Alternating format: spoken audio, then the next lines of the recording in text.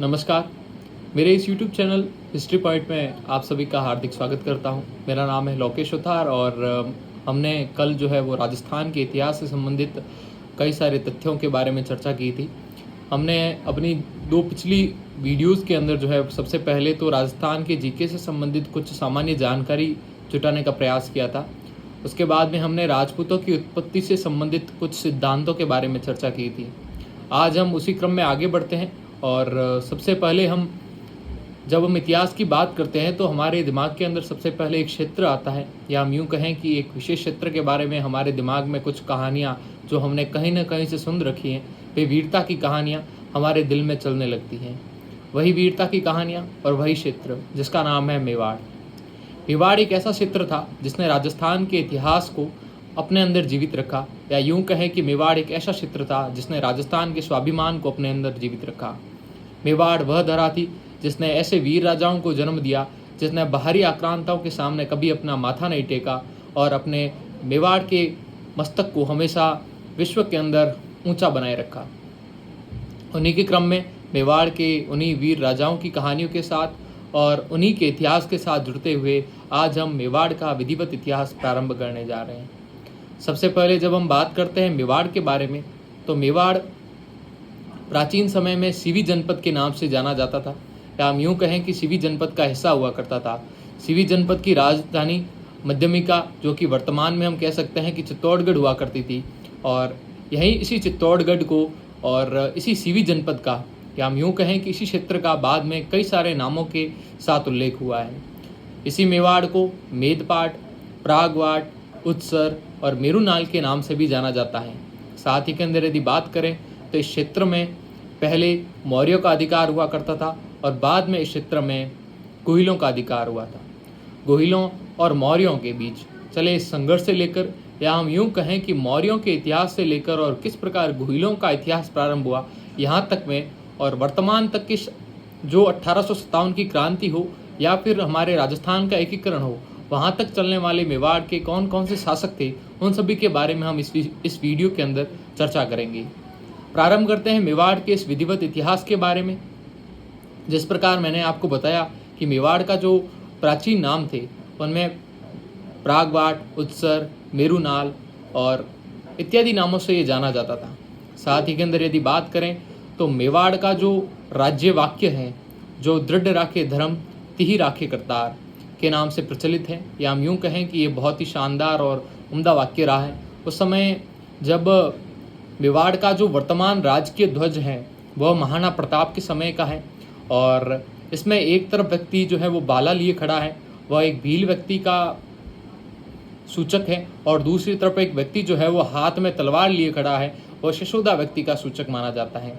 साथ ही के अंदर इस ध्वज के नीचे अतः अतः करके वाक्य अंकित है, और इस ध्वज के अंदर सबसे ऊपरी जो सिरे पर जो है वो सूर्य की आकृति अंकित है, जिसमें हमें यह जो है जानकारी प्राप्त होती है कि मेवाड़ के शासक स्वयं को सूर्यवंशी मानते थे।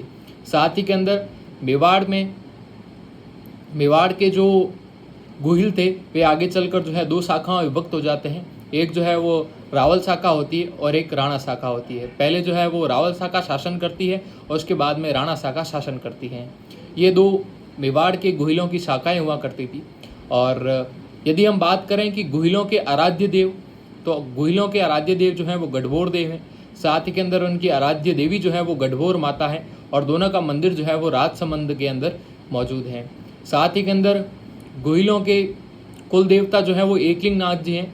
एकलिंग नाथ जी का मंदिर का निर्माण जो है वो बप्पा रावल के द्वारा कैलाशपुरी उदयपुर के अंदर करवाया गया था, और साथ ही के अंदर एकलिंगनाथ जी के मंदिर को पाशुपात संप्रदाय की पीठ भी कहा जाता है।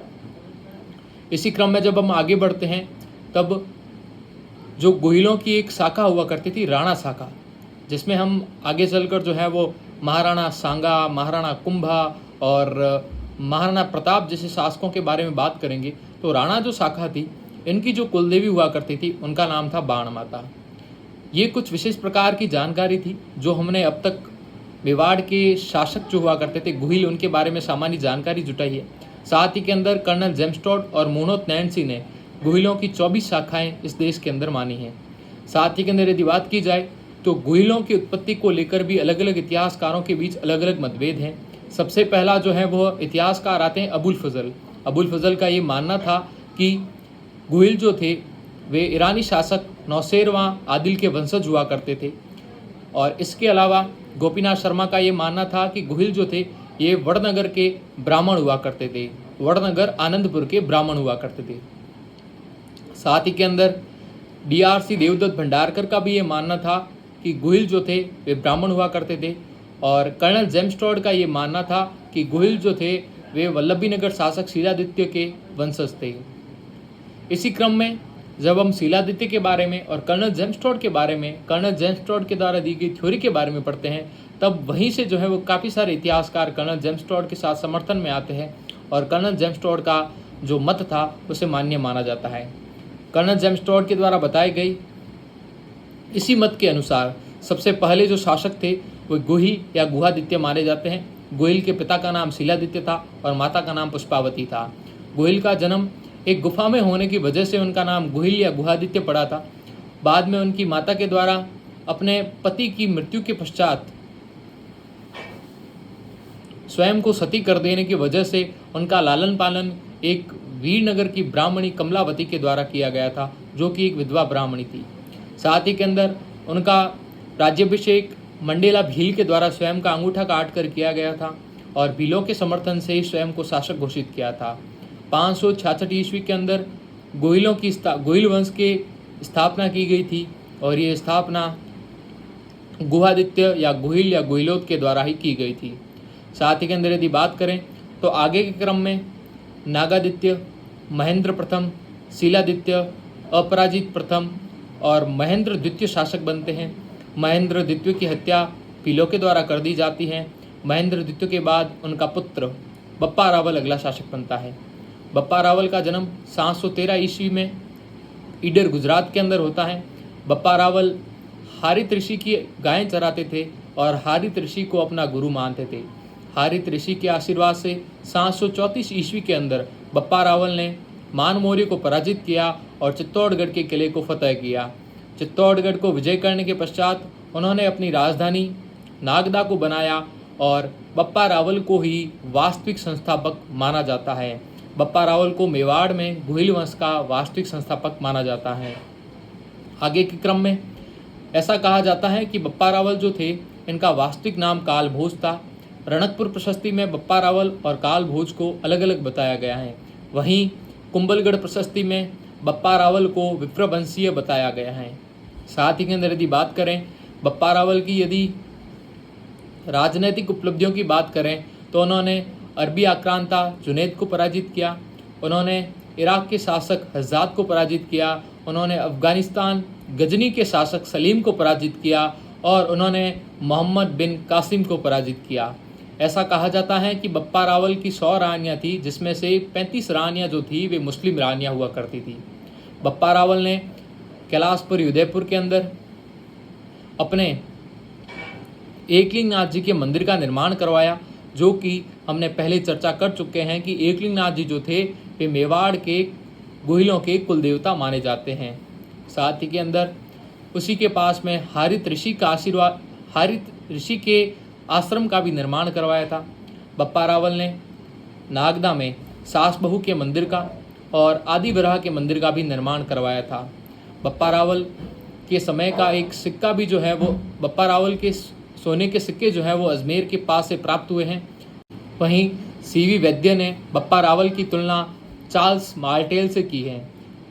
कर्नल जेम्स टॉड के अनुसार बप्पा रावल की मृत्यु 810 ईस्वी के अंदर खुरासन में हुई थी। बप्पा रावल की 3 उपाधियां प्रचलन में थी। बप्पा रावल को हिंदू सूर्य, राजगुरु और चकवे की उपाधियों से नवाजा गया था, या हम यूँ कह सकते हैं इनको हिंदू सूर्य, राजगुरु और चकवे की उपाधियां प्राप्त थी। बप्पा रावल के बाद अगला शासक बनता है जिसका नाम होता है अल्लट। अल्लट जो है वो भृतपट और महालक्ष्मी का पुत्र हुआ करता था। साथ ही के अंदर अल्लट के बारे में कुछ विशेष जानकारी हमें प्राप्त होती है। अल्लट के बारे में जब इतिहास में पढ़ा जाता है तब पता चलता है कि अल्लट वह पहला शासक था जिसने सबसे पहले मेवाड़ के अंदर नौकरशाही का प्रारंभ किया था।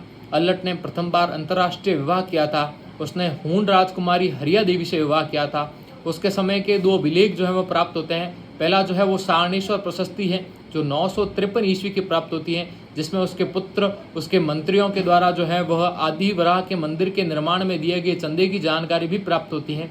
दूसरे उसके समय की जो है वो आठपुर अभिलेख भी हमें प्राप्त होता है जो 977 ईस्वी का है। और साथ ही के अंदर इसके अलावा हमें ये भी जानकारी प्राप्त होती है कि उसकी जो माता जो थी वह महालक्ष्मी, जो कि राष्ट्रकूट वंश की राजकुमारी हुआ करती थी, उसकी पत्नी हूण राजकुमारी हरिया देवी ने जो है वो हर्षपुर नामक गांव बसाया था। अल्लट के समय के अंदर ही जगत मंदिर जगत गांव उदयपुर के अंदर उसका निर्माण हुआ था और उसी को ही वर्तमान में मेवाड़ का खजुराहो कहा जाता है।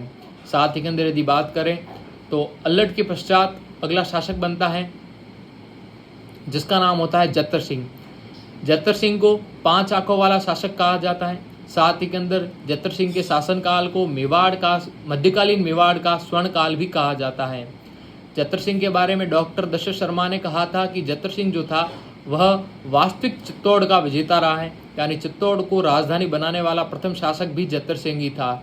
जत्तर सिंह ने 1227 ईस्वी के अंदर भूताला का युद्ध लड़ा और इसमें अपने समकालीन शासक इल्तुतमिश को पराजित किया। इस युद्ध की जानकारी जय सिंह सूरी की रचना हमीर मदमर्दन से प्राप्त होती है। और साथ ही के अंदर इस युद्ध के पश्चात जत्तर सिंह ने चित्तौड़गढ़ को अपनी राजधानी बनाया था, क्योंकि चित्तौड़गढ़ एक ऊंचे क्षेत्र में स्थित एक राजधानी हुआ करती थी और ऊंचे क्षेत्र में स्थित होने की वजह से बाहरी आक्रांताओं के द्वारा आसानी से उस पर पहुंच नहीं हो सकती थी। इस वजह से सुरक्षा की दृष्टि से उसने चित्तौड़गढ़ को अपनी राजधानी बनाने का फैसला लिया और 1234 ईस्वी के अंदर उसने चित्तौड़गढ़ को अपनी राजधानी बनाया।